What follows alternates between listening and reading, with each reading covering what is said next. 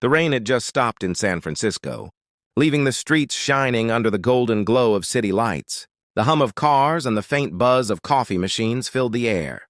Inside a small cafe called The Corner Bean, Maya Collins, a 27-year-old web designer, sat typing away on her laptop, earbuds in, lost in her world of deadlines and digital pixels.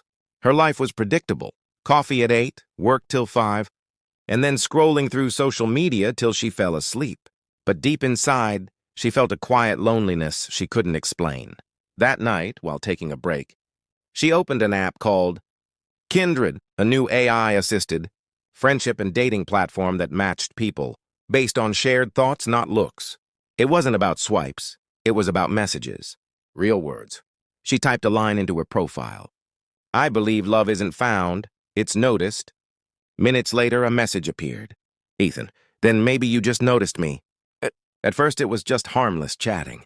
Ethan was from Portland, Oregon, a freelance photographer who traveled across the U.S. capturing small-town stories. He sent her pictures of rain-drenched forests, quiet diners, and sunsets that looked like paintings. Maya replied with sketches she made in her spare time, art inspired by places she had never been but dreamed to see. Days turned into weeks. Their messages became longer, deeper, more real. They talked about everything: their childhood fears, their favorite books, their failed relationships, and the feeling of being alone in a crowd. Somewhere between midnight texts and voice notes, something changed. Maya found herself smiling at her screen, waiting for his messages. Ethan said once, "If souls could send photos, I think yours would look like sunrise after rain." It wasn't just words, it felt alive. Then one day, Ethan disappeared. No replies, no posts, no updates. Days passed, then weeks. Maya felt a strange ache, like losing someone she never met but somehow loved.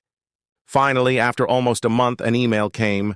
Subject: "I'm sorry I vanished."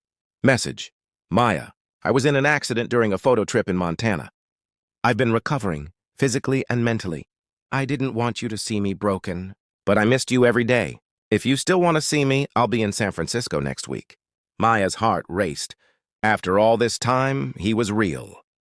They agreed to meet at the Corner Bean, the same cafe where their story began. She arrived early, nervous, her hands trembling as she held her coffee. Every time the door opened, her heart skipped. Then she saw him. A tall man with kind eyes, walking slowly with a slight limp, camera hanging around his neck. He looked different from his pictures. Thinner, paler, but his smile was the same. "Ethan?" she whispered. "Maya," he said softly. "You're even more real than I imagined." For a moment, neither spoke. The world around them faded.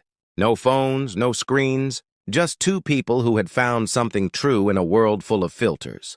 They spent hours talking about everything and nothing, about how love had quietly built itself through words, trust, and time. When Ethan showed her a photo he took from his hospital bed, "Sunlight breaking through a window," he said. "That light reminded me of you, even when I was in the dark." Maya reached for his hand and held it tight. Months later, they moved into a small apartment overlooking the bay.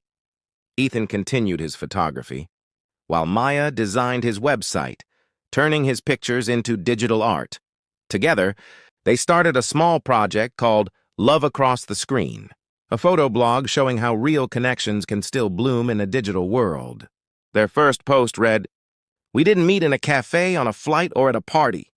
We met between pixels, two hearts beating behind glass screens. But love always finds a way to cross."